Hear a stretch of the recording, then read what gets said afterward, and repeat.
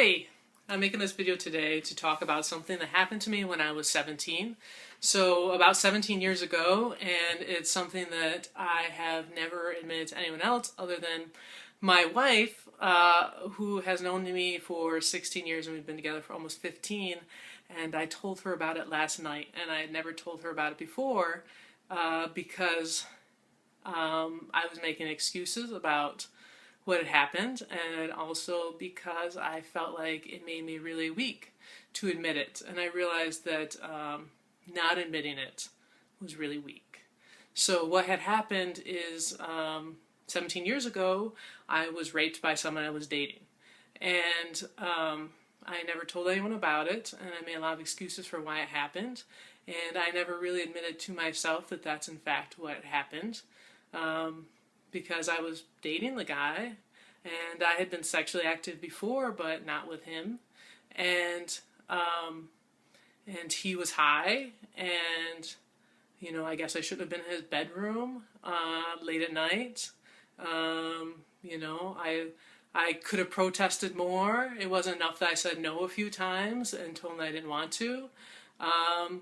So I made a lot of excuses and learned my lesson on what I should be doing and how I should be behaving around men, and what I should be doing, what I should not be doing, because I had invited that upon myself. And so I didn't even really admit to myself that I had been raped. And I think that that's a big problem. And I think that's a problem in our culture where girls and women are taught that they have to be vigilant, and they're taught that it's their fault if something happens to them, and that it's not the person's fault who does something to them, and that they should round rape down to a lesson that they learned about how they should be behaving in their lives. And there's a real code of silence. Like I said, it's been 17 years since it happened to me, and I never admitted that it happened. And probably one of the reasons why I didn't admit that it happened is because I didn't admit to myself that that's in fact rape, that that's in fact what happened.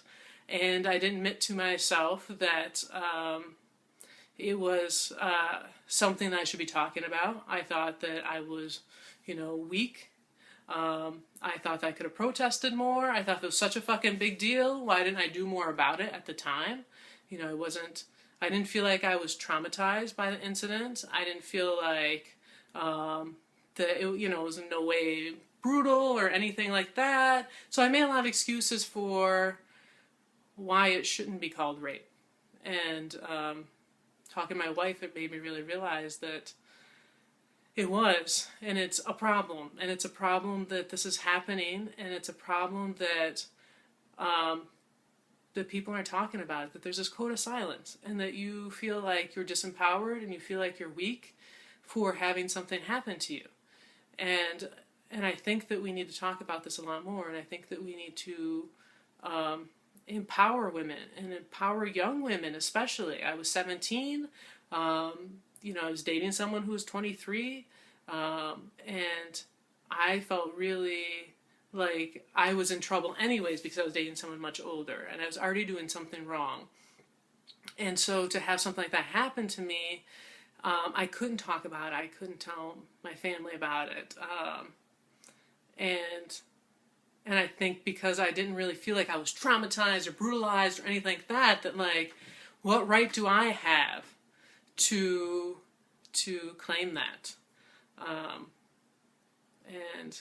And I think that's a problem because I have never told anyone about it, and maybe that would empower other people to talk about it, and empower other people to share about what happened to them, and to feel like they're not alone, and to feel like there are other people who understand what they went through and understand where they're coming from, and we can start changing this rape culture that we have, where boys and men think that they can do those things and maybe not even realize. I don't think that he realized that he raped me.